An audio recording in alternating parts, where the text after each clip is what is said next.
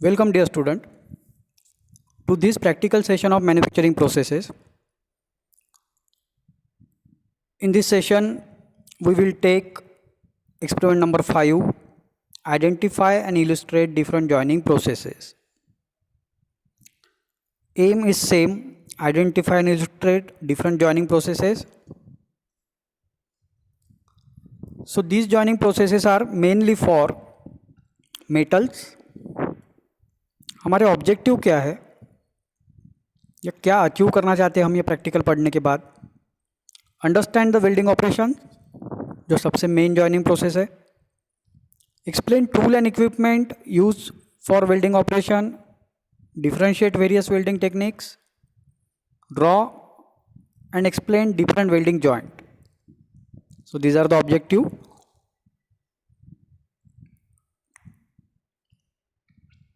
So one by one,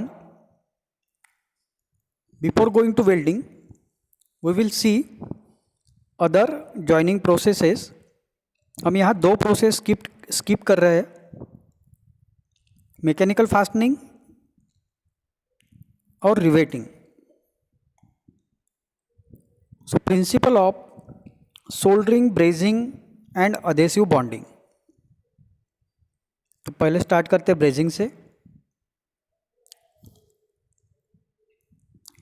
Brazing is a metal joining process whereby a filler metal is heated above melting point and distributed between two or more close fitting part by capillary action.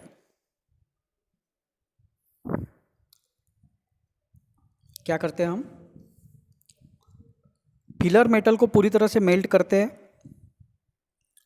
और उसमें जिन दो part को आपको join करना है उनके बीच में हम क्या करते हैं, उसे फ्लो होने देते हैं और वो पूरी तरह से उस गैप में फिलअप हो जाता है due to capillary action.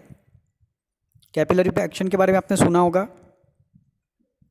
Liquid जो है वो क्या होता है, खुद राइज होता है due to capillary action. In brazing metallic parts are joined by non ferrous filler metal और अलॉय. जॉइनिंग के लिए वेल्डिंग में भी हम मेटल को मेल्ट करते हैं, फ्यूजन वेल्डिंग में. लेकिन डिफरेंस ये है ब्रेजिंग और वेल्डिंग में.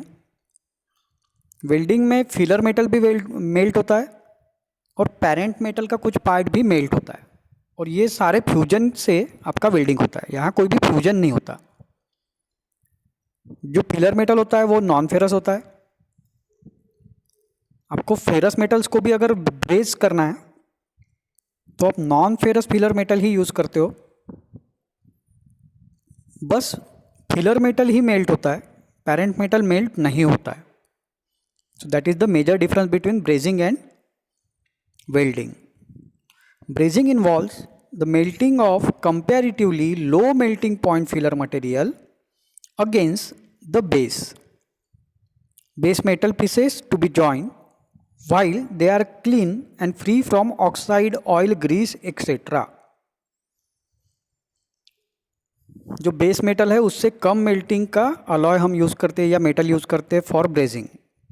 जबकि वेल्डिंग में जनरली हम क्या प्रीफर करते हैं, सेम मटेरियल जो बेस मेटल है वही मेटल हम as a filler material use करते हैं. The molten filler material does the following job. Filler material के क्या काम है वो देखते हैं हम. पहला है wet the base metal surface. Base metal surface को वेट करना. Spreads along the joint by capillary action. पूरे जॉइंट में फैल जाना कैपिलरी एक्शन से. Other and solidifies to form the braze joint. उसके बाद दोनों सरफेस को पकड़ के रखना सॉलिडिफाई होने के बाद और जॉइंट को कंप्लीट करना. ये तीन काम है आपके बेस मेटल के, फिलर मेटल के. Brazing give much stronger joint compare to soldering. Soldering भी सिमिलर प्रोसेस होता है, उससे ज़्यादा स्ट्रॉन्ग जॉइंट आपको ब्रेजिंग से मिलता है. सोल्डरिंग हम बाद में सेपरेटली देखेंगे तो आपको पता चलेगा कि वो कम स्ट्रॉन्ग क्यों होता है.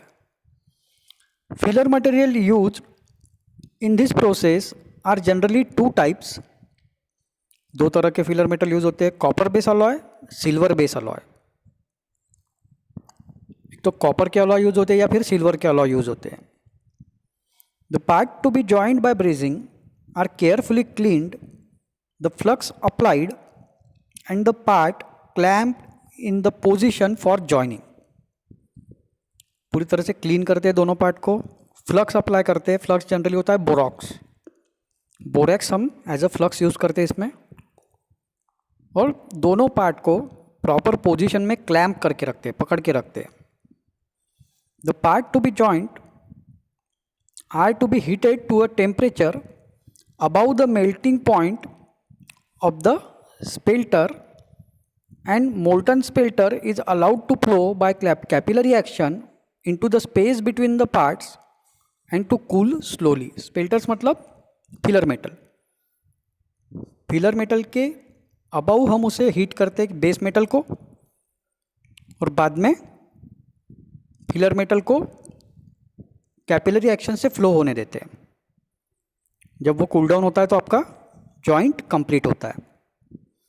Now what are the advantage? In brazing, dissimilar metals or non-metals can be joined. Metal या नॉन मेटल हम ज्वाइन कर सकते हैं इससे, जो वेल्डिंग में पॉसिबल नहीं है या बहुत कॉम्प्लिकेटेड है। Complicated component can also be brazed at low cost, cost कम लगता है। बहुत ज़्यादा कॉम्प्लिकेटेड पार्ट भी आप इजीली ज्वाइन कर सकते हो। It is suitable for mass production, mass production के लिए सुटेबल प्रोसेस है। ब्रेजिंग प्रोड्यूस क्लीन जॉइंट, एकदम क्लीन जॉइंट होता है, अच्छे क्वालिटी का जॉइंट होता है। Brazing does not melt the base metal which allows much close control over the tolerances. क्योंकि आपका बेस मेटल मेल्ट नहीं होता है तो अच्छा टॉलरेंस मिलता है आपको जॉइनिंग के वक्त। Now what are the different disadvantage और limitation? Strength of braze joint can be damage under high service temperature. जो पार्ट हाई टेम्परेचर पर यूज होने वाले हैं उसे ब्रेज किया जा सकता है। Strength of the braze joint is less compare to welded joint. Welding से स्ट्रेंथ कम मिलेगी आपको, सोल्डरिंग से ज़्यादा मिलेगी। Filler metal use in this process are costly. Copper base alloy और सिल्वर बेस अलॉय दोनों कॉस्टली है compare to the base metal. Base metal से भी कॉस्टली होते हैं filler metal. The joint colour is different than that of the base metal which create an aesthetic disadvantages. Joint दिखता है directly, welding में अगर आप पूरी तरह से फिनिश करते हो तो जॉइंट आपको दिखेगा नहीं, अच्छे क्वालिटी का वेल्डिंग अगर किया है। लेकिन यहाँ पर कलर ही अलग होने से आपको जॉइंट क्लियरली दिखता है, अलग से विजिबल होता है। एप्लीकेशन क्या है? Brazing is applicable to cast and wrought iron. Cast iron और रॉट आयन वेल्डिंग से ज्वाइन करना बहुत हार्ड होता है, लेकिन वो ब्रेजिंग से इजीली ज्वाइन होते हैं। इसलिए एप्लीकेशन में क्या है, कास्ट आयन और रॉट आयन को ब्रेज करते हैं। कभी कभी स्टील, कॉपर, एल्यूमिनियम, मैग्नीज और उनके अलॉय भी हम क्या करते हैं, ब्रेजिंग ऑपरेशन से ज्वाइन करते हैं। तो ये हो गया एप्लीकेशन। अब दूसरा मेटल ज्वाइनिंग प्रोसेस है सोल्डरिंग। ये सिमिलर है ब्रेजिंग में, बट जो फिलर मेटल यूज होता है वो बहुत ज़्यादा लो मेल्टिंग पॉइंट का होता है। जनरली आपने सोल्डरिंग देखा होगा, इलेक्ट्रॉनिक कंपोनेंट सर्किट के साथ जब कनेक्ट करते हैं तो सोल्डरिंग प्रोसेस करते हैं। एक सोल्डरिंग गन होती है और बहुत लो मेल्टिंग पॉइंट अलॉय हम इसमें यूज़ करते हैं for the filler metal. Soldering is a method of joining two or more pieces of metal by means of a fusible alloy or metal called solder applied in molten state.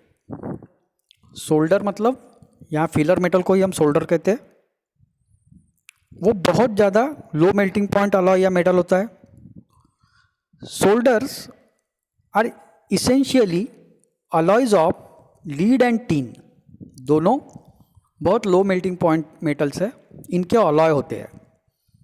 To improve the mechanical properties and temperature resistance, solders are added to other alloying element such as zinc, cadmium, silver in various proportion.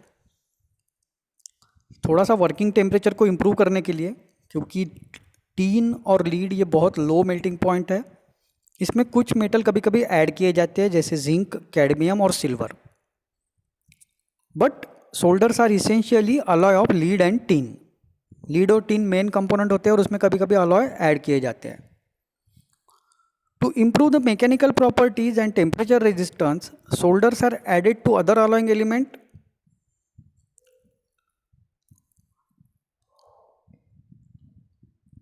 Solvent cleaning, acid pickling and even mechanical cleaning are applied before soldering. Surface clean करने के लिए solvent cleaning use किया जाता है, acid pickling, acid में उसको ये कर देते हैं, या मैकेनिकल क्लीनिंग, ग्राइंडिंग वगैरह से क्लीनिंग करते हैं हम सैंड पेपर से। ये करना पड़ता है, सरफेस क्लीन करना पड़ता है सोल्डरिंग के पहले। Now what are the advantages? By soldering various dissimilar metal can be joint. It is simple and low cost method, cost कम आता है, डिसिमिलर मेटल ज्वाइन कर सकते हैं। Work piece with different thicknesses can be joint. दोनों work piece की अलग अलग थिकनेस है फिर भी हम उसे ज्वाइन कर सकते हैं। The joint form in the soldering do not required machining. Machining की ज़रूरत नहीं होती है जॉइंट को, स्मूथ जॉइंट होता है।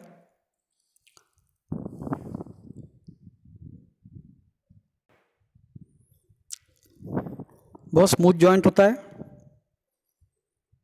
Soldering is a low temperature process, hence there is no change in the properties of metal. बहुत कम टेम्परेचर पे प्रोसेस होता है, तो बेस मेटल के प्रॉपर्टी में कोई भी चेंज नहीं होता जो वेल्डिंग में और ब्रेजिंग में हो सकता है due to high temperature. Now limitations और disadvantages. The soldered joint are not suitable for high temperature service because of the low melting temperature of filler metal used. Filler metal बहुत low temperature पे melt हो जाता है, इसलिए high temperature पे वो parts use नहीं हो सकते। The soldering joint also need to be cleaned meticulously to provide chemically clean surface to obtain a proper bond. Surface बहुत ज़्यादा क्लीन होना चाहिए, नहीं तो बॉन्ड प्रॉपर नहीं रहेगा। Corrosion resistance of solder joint is less. Corrosion resistance बहुत कम होता है। अब आते हैं हम हमारे थर्ड टाइप के मेटल जॉइनिंग प्रोसेस पे, वो है अधेसिव बॉन्डिंग। सिंथेटिक अधेसिव, जैसे सबसे सिंपल अधेसिव कौन सा हमें जो पता है वो फेविक्विक या फेविकॉल, तो उस तरह के अधेसिव यूज़ करके भी हम क्या कर सकते हैं, मेटल को ज्वाइन कर सकते हैं। Adhesive bonding is the process of joining material or metal by using adhesive. In this process, surface preparation is done so that adhesive applied on the surface which is free from the foreign particle. इसमें भी surface अच्छी तरह से clean करना पड़ता है, otherwise bonding आपको proper नहीं मिलेगी। A low viscosity primer is then applied to one or more coat by spraying and brushing. उसके बाद प्राइमर का कोट देना पड़ता है सरफेस के ऊपर। After primer dried adhesive is applied, उसके बाद अधेसिव अप्लाई करते हैं। After the assembly of adhesive coated component is done. अब इसके एप्लीकेशन क्या है? Assembly of electronic components, joint in wires, joint in sheet metal like food cans, यहाँ पर आप अधेसिव यूज कर सकते हो। अब जो हमारा मेन प्रोसेस है उसकी तरफ आते हैं, welding process. Welding is a process of joining similar metals. 99% of time हम वेल्डिंग से कौन से पार्ट ज्वाइन करते हैं, जो सिमिलर मेटल है, by application of heat with और without application of pressure and additional filler material. ये डेफिनेशन हमें अच्छी तरह से पता है, वेल्डिंग की डेफिनेशन क्या है। हीट हमेशा होती है कॉमन, प्रेशर हो भी सकता है नहीं भी हो सकता है, फिलर मेटल हो सकता है नहीं भी हो सकता है, but heat should be applied. Welding joint of different metal alloys, in welding heat is supplied either electrically और by means of gas torch. Advantage of welding, welding is more economical and is much faster process as compare to other processes. बाकी सारे process से welding economical है और fast है। Riveting, bolting, casting, ये जो joining की प्रोसेस है इनसे। Welding, if properly controlled, results permanent joint having strength equal or sometime more than base metal. Highest strength मिलती है आपको वेल्डिंग में. Large number of metal and alloy both similar and dissimilar can be joined bye welding. General welding equipment is not very costly. Portable welding equipment can be easily made available. Portable होते हैं equipment. Welding permit considerable freedom इन design. किसी भी position पर weld कर सकते हो आप, इसलिए डिज़ाइन में फ्रीडम मिलता है. Welding can join job throughout spot और continuous pressure tight seam end to end and in number of other configuration. बहुत सारे तरीके से वेल्ड किया जा सकता है. जैसे हो गया स्पॉट वेल्ड, किसी एक स्पॉट पर आप वेल्ड कर सकते हो. कंटिन्यूस प्रेशर टाइट और एयर टाइट वेल्ड सीम वेल्ड में होता है. एंड टू एंड मतलब बट वेल्डिंग, लैप वेल्डिंग कर सकते हो, बट वेल्डिंग कर सकते हो. बहुत सारे कॉन्फ़िगरेशन में वेल्डिंग पॉसिबल है. Welding can also B mechanise. पूरी तरह से ऑटोमेटिक प्रोसेस पॉसिबल होता है वेल्डिंग में. Now what are the limitation? It result in residual stresses and distortion of the work piece. बहुत हाई टेम्परेचर की वजह से रेसिडुअल स्ट्रेसेस जनरेट होते हैं और वर्क पीस डिस्टॉर्ट होने की संभावना होती है. Welded joint need stress relieving and heat treatment. Residual stress remove करने के लिए हीट ट्रीटमेंट की ज़रूरत होती है. Welding gives out harmful radiation, fumes and splatter. तुमको सबको पता है, हमने वेल्डिंग किया है, वो बहुत हार्मफुल होता है. उसके रेडिएशन भी हार्मफुल होते हैं. जो फ्यूम निकलता है, गैसेस निकलते हैं, वो भी हार्मफुल होते हैं. Jig and fixtures may also be needed to hold and position the part to be welded. बहुत बड़े पार्ट है, उस समय उसे प्रॉपर होल्ड करना पड़ता है. उसके लिए अलग से जिग और फिक्सचर बनाने पड़ते हैं. Edge preparation of welding job is required. Edge preparation करना पड़ता है क्योंकि फिलर मेटल वहाँ पे प्रॉपरली रहना चाहिए. तो हम जनरली वी शेप में या यू शेप में उसका एज प्रिपेयर करते हैं. Skilled labour is required. Quality अगर अच्छी चाहिए तो स्किल्ड लेबर चाहिए आपको. Heat during welding processes. Welding produces metallurgical changes as the structure of welded joint is not same as that of parent metal. Joint और base metal इनका structure same नहीं होता है क्योंकि हाई टेम्परेचर की वजह से वेल्डिंग पार्ट में या वेल्डेड जॉइंट में मेटलर्जिकल चेंजेस आते हैं.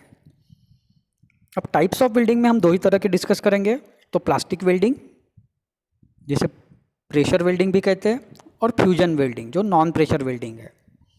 तो plastic welding, in this method pieces of metal to be joint are heated to plastic state and force together by external pressure.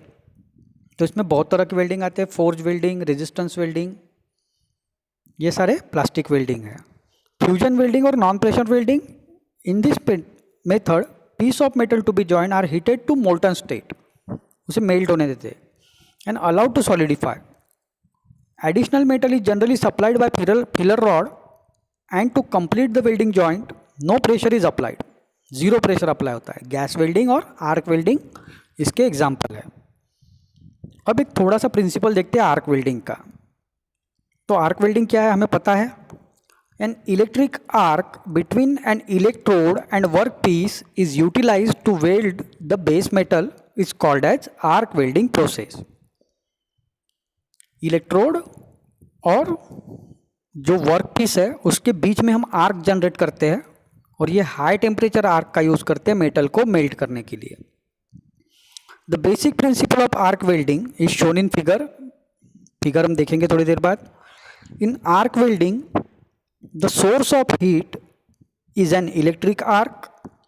The temperature reach in arc welding are may be as high as 5500 degrees Celsius. A spark is produced in an electric circuit carrying current. If the current is broken accidentally, arc कैसे generate करते हैं? पहले circuit complete करते फिर थोड़ा सा उसे break करते और ब्रेक करने से आर्क आपकी जनरेट हो जाती है. And electric arc is create intentionally by a gap between welding electrode and the work piece. Workpiece और इलेक्ट्रोड के बीच में थोड़ा सा गैप रखते हैं, उस गैप में आपका क्या जनरेट होता है, आर्क जनरेट होता है. Because of the large heat output and less oxidation the quality of weld produces by electric arc is much better than gas weld. Quality में इलेक्ट्रिक आर्क वेल्डिंग हमेशा अच्छा होता है. Either AC or DC power supply may be used for arc welding. For AC, a transformer type machine is used to supply current. For AC, an open circuit voltage of about 70 to 80 volt is required. AC में हम transformer use करते हैं और open circuit voltage जो use करते हैं वो होता है 75 to 80 volt. The current required is however very heavy and the welding machine should be capable of delivering 100 to 300 amperes. Current requirement बहुत हाई होती है. वोल्टेज तो ठीक है 75 to 80, लेकिन करंट कौन से रेंज में होना चाहिए, 100 to 300 amperes. Most of these processes uses some shielding gas while other employs coating of flux to prevent the weld pull from the surrounding atmosphere. Welding में सराउंडिंग एटमॉस्फेयर से generally weld zone को बचाया जाता है by using coating और by using shielding gas. तो ये simple block diagram है जिसमें वेल्डिंग मशीन है, AC DC दोनों यूज कर सकते हैं, अल्टरनेटिंग करंट और डायरेक्ट करंट. इलेक्ट्रोड का जो टर्मिनल होते हैं, एक पार्ट आपका वर्क टेबल को जाएगा और दूसरा पार्ट जाएगा इलेक्ट्रोड को. इलेक्ट्रोड और वर्क के बीच में क्या जनरेट होगी, आपकी आर्क जनरेट होगी. अब आते हैं हम गैस वेल्डिंग पे. तो गैस वेल्डिंग में सबसे इंपॉर्टेंट पॉइंट क्या है, types of the flame. Neutral welding flame, ये पहला है आपका. Acetylene and oxygen in equal proportion. A neutral flame results when approximately equal volume of oxygen and acetylene are mixed in the welding torch and burnt at the torch tip. The temperature of neutral flame is of order of about 3260 degree Celsius. इतना temperature generate होता है. It has a clear, well-defined inner cone indicating that the combustion is complete. Complete combustion होता है इसमें. दूसरा flame होता है carburising और रिड्यूसिंग फ्लेम. इसमें एसिटिलीन कैसे होता है, एक्सेस अमाउंट में, मोर देन ऑक्सीजन. कार्बोराइजिंग और reducing flame has excess of acetylene and can be recognised by acetylene feather which exist between the inner cone and the outer envelope. इसमें एक आपको third flame दिखेगी. Total 3 flame दिखते हैं, inner cone, feather और outer envelope. The outer flame envelope is longer than that of neutral flame and is usually much brighter in colour.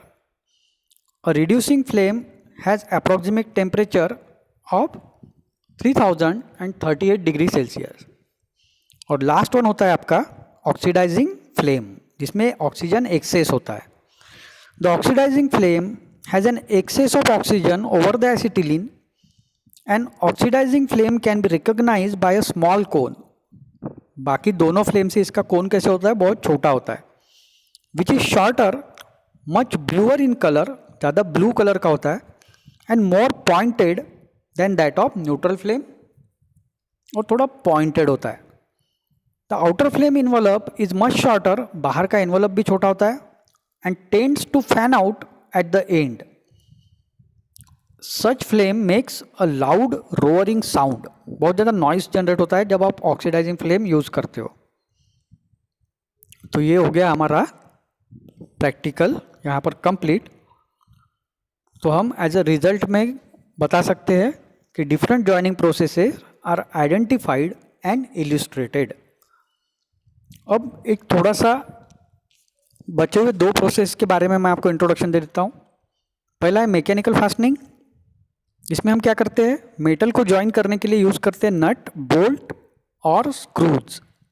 उसे कहते हैं मैकेनिकल फास्टनिंग. ये एक टेम्पररी फास्टनिंग मेथड है जहाँ आपको पार्ट्स को रिमूव करना पड़ता है बहुत बार. वहाँ पर आप मैकेनिकल फास्टनिंग यूज़ कर सकते हो। दूसरा मेथड है रिवेटिंग। रिवेटिंग भी बहुत बार यूज़ किया जाता है, लेकिन ये परमानेंट फास्टनिंग मेथड है। एक बार आपने रिवेट अप्लाई कर दिया तो वो मेटल डैमेज हो जाता है उसके बाद। So these are the remaining two processes. तो इंपॉर्टेंट थी उसे हमने डिटेल में दिखाया। Viva question you have to write what are the basic requirements of welding, classify different welding processes, what are the gases used in gas welding, these are the references, और ये table आपको complete करना है। तो अब तक जो 5 experiment हमारे हुए हैं, उन 5 एक्सपेरिमेंट में आपको लिखना स्टार्ट करना है। So how to write, PDF will be available in Google classroom under the practical section. उस PDF को डाउनलोड करना है, उसके प्रिंट आउट लेने हैं, और जिस डेट को हमारा एक्सपेरिमेंट परफॉर्म हुआ है वो डेट आप कहाँ पर लिखोगे, डेट ऑफ परफॉर्मेंस में। और आपको सारे एक्सपेरिमेंट आपके पास हार्ड कॉपी में रखने हैं। यहाँ जो ब्लैंक स्पेस दिखी है वहाँ पर आपको कंक्लूजन लिखना है, और वाइवा क्वेश्चन के आंसर यहाँ पर शॉर्ट में लिखने हैं, ब्लैंक स्पेस में ही। कोई अलग से स्पेस या पेजेस यहाँ पर यूज नहीं करना है। So this is our 5th experiment. We will meet on next Wednesday for the next experiment. Thank you and good day.